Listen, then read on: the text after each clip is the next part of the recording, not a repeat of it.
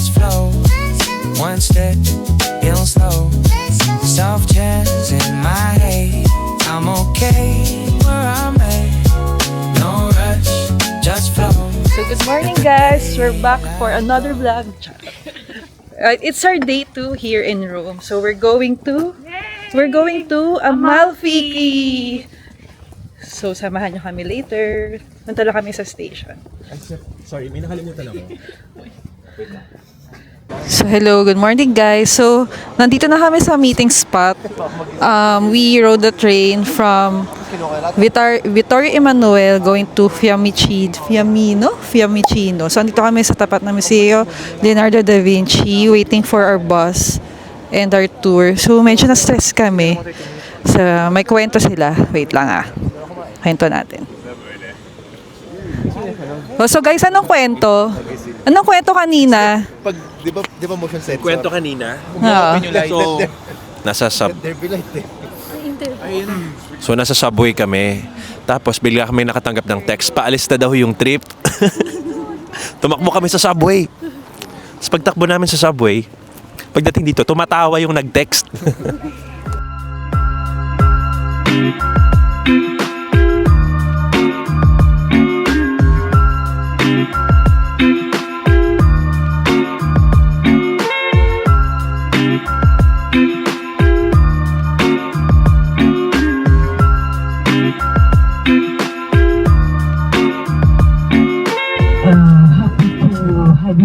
You made it, so the group is full according to bookings, so 50 of us, 50. So let's start with a couple of security information for the journey.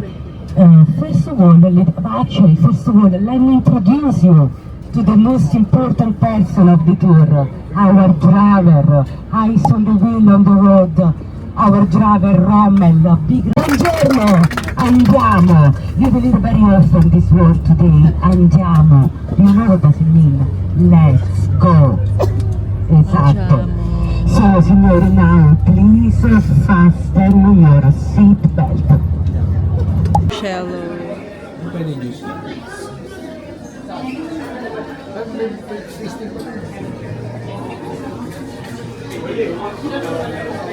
Alam, may papritis, hindi pa kami kumakain. Thank you. Thank you too. Thank you. Prego limoncello. Sarap. Malakas. Malakas. Matapang. Come closer, please. Matapang. Hindi pa tayo pangalag. Pistachio and the grappa. Grappa only for the courage. 42% alcohol. Yes, sir. You need to sip it. Yes. I took a shot. Here is not a shot. Shipping pala to. Sinat natin. Sinot ko. We took a shot.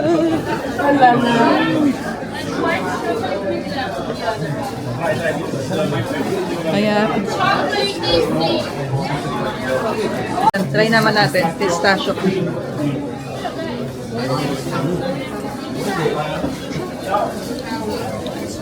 Daming free taste. Wala nang lunch. Bakit nilipat mo? Ba't ayaw mo?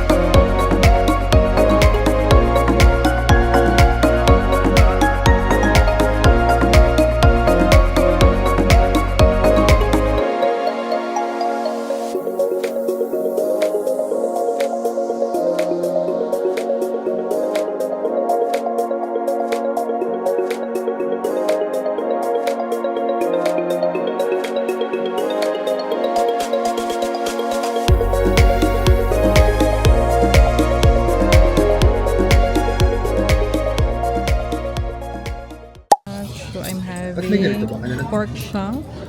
And then Janine got her Seafood platter.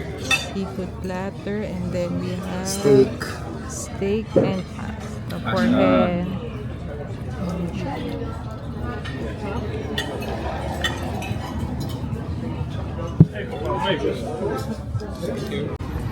Wait, tingnan doon.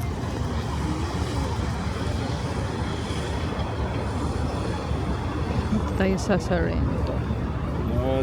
Sorrento, Italy. Nandun ang view. Okay, nagpo-photo. Nagpo-photo sila. Okay, next. Next.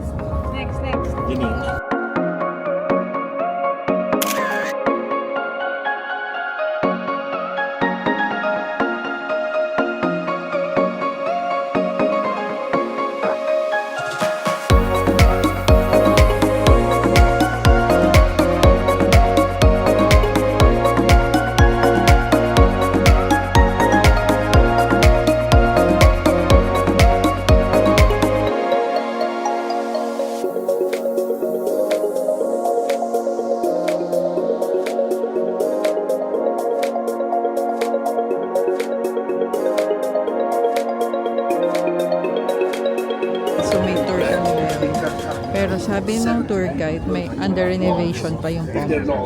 Continuous renovation pa siya. Because Bombay, as we said, is always something new. This area here.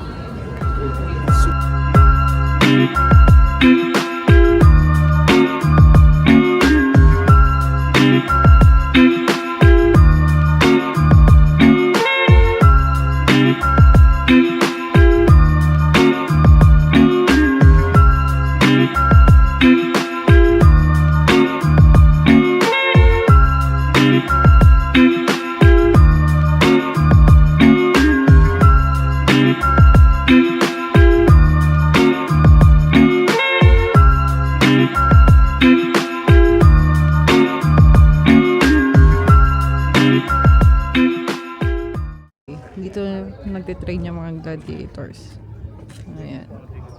Pero to, hindi na to original. Parang nirenovate nila or parang nirestore nila. Ayan.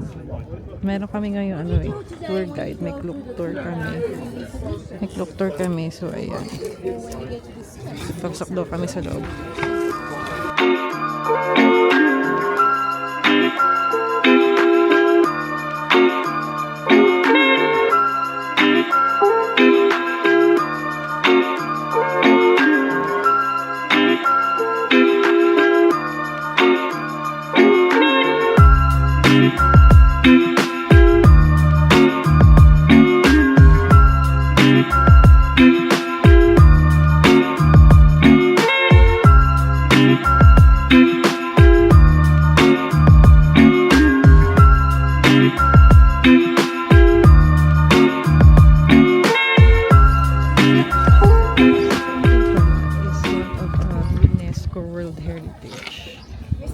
So, nung sumabog yung mga Vesuvius nung after death pa, AD, whatever. Tapos na na-discover lang siya ulit noong 1944. Medyo bato-bato lang, hirap.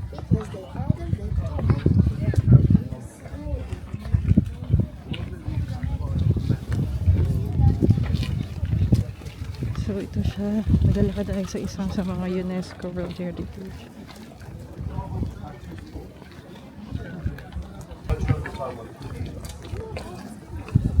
One of the cheapest, most effective type of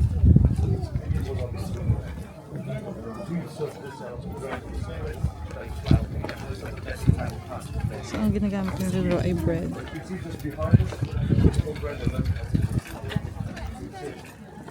same way.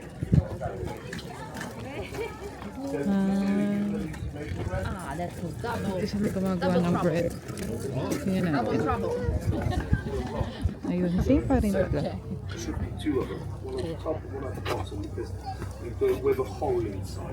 Put the bread in, spin it around, and it will then make the flour, and you need the tubes to really grow. Tapos yun naman nila binibenta yung mga bread. Basically showing that this shop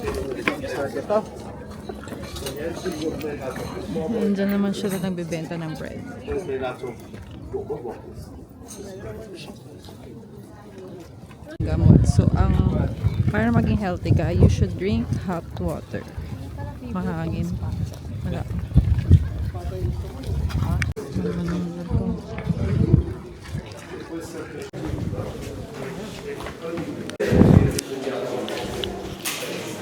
So ito guys, yung parang changing room area nila. Tapos meron ding male and females pa dito sa loob. Ayan. Ganito yung itsura.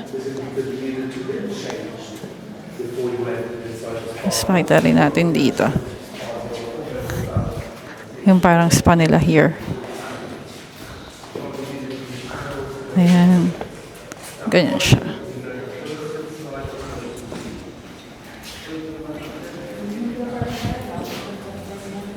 So every room raw has a heating system. Ayan, dito rin. Oh. Ito yung original height ng floor.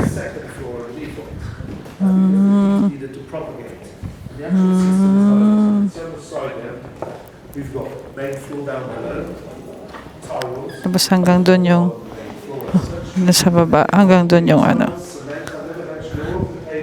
yung heating system. Ito pala ang kanilang training ground. Ito guys, napifill up yan ng hot water. Ito yung pinaka-hottest room dito sa Pompey. Ayan, nanggagaling siya yung water dito.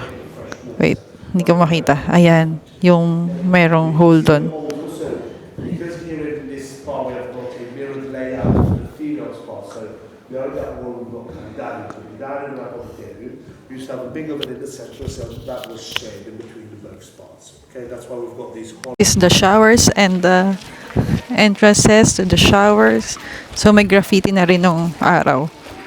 Meron na silang mga ginagawang graffiti dyan. May mga totoo yan, marble. Kalain nyo nga naman, nakapunta tayo dito. Pakita ko nga muna yung sarili ko. Ayan, me. So, ayan, meron kaming may binigay sa amin ganito. Para marinig namin yung tour guide. And then, habang nagsasalita siya, i-share ko din naman sa inyo kung ano yung mga fun facts about Pompey.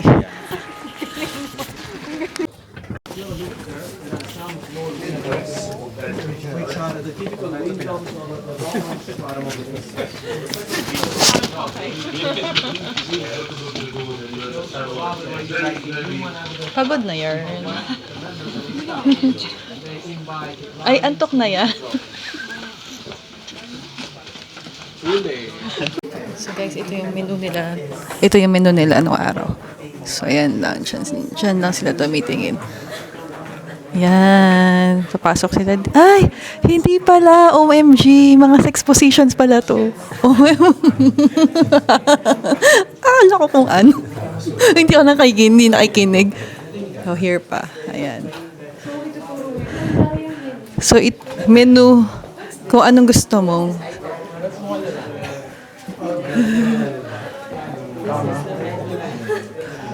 Grabe yan na yun. Aalis ka dito sugat. Oo, tapos ayan. OMG. Menu. So kapag, ayan yung menu. Ito yung menu. Tapos, dito yan gagawin. Yan, dito. Oo, ngayon naging interested kayong lahat. Kayo. Oh guys, medyo TMI. So ito, nakita nyo naman yung size niya. So kapag daw naka-point, ano ibig sabihin? Pag naka-point doon, Doon yung papunta sa broad. doon na yung papunta sa red light district. So, doon sa pinuntahan natin kanina, doon yun. Hindi natin sure kung totoo, pero ayun yung sabi ng tour guide namin. So, ito yan siya. Guys, look. Look at Pompey.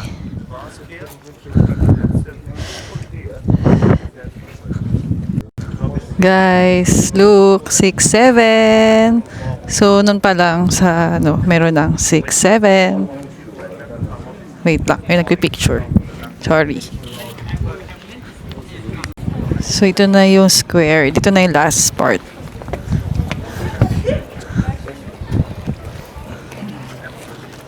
Yun, ito yung entrance na to. Temple yan. Temple yan sa loob. Galing, grabe, no? Imagine natin nung panahon na yan. Wow, yung loob.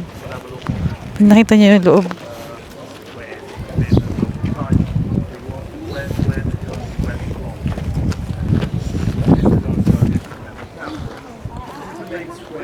This is the main square ng Pompeii.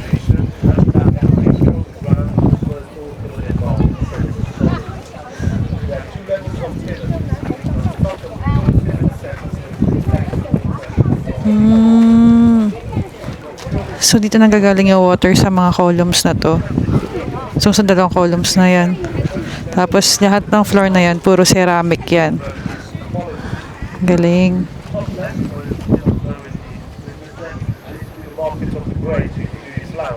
So, yung top left, yun yung market nila. Yun nandun sa yun yung market nila. So, yung red naman na yun naman yung district nila. Municipal district yun.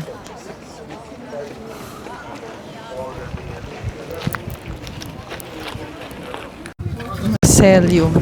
Macelium? Macelium. Wow. Wow, buti pa ito.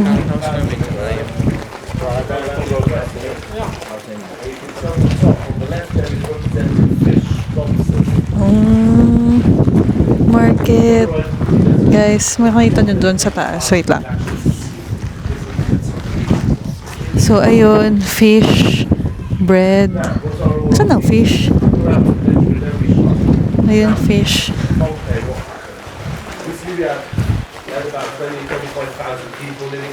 Wow.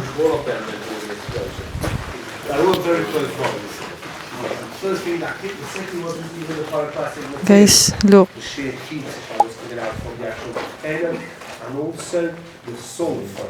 Layer ng tour guide namin. Ito yung mga itsura ng mga taong namatay, yung nalubog dati sa volcanic eruption. So, ito, maliliit kasi sila. Magkakita nyo, ang liliit na ilang tao, di ba? And then, this one, yan, nagkaroon na siya ng thermal shock, kaya ganyan yung itsura niya. And then, ito. So, pag nakita nyo, yung size nila, maliliit sila.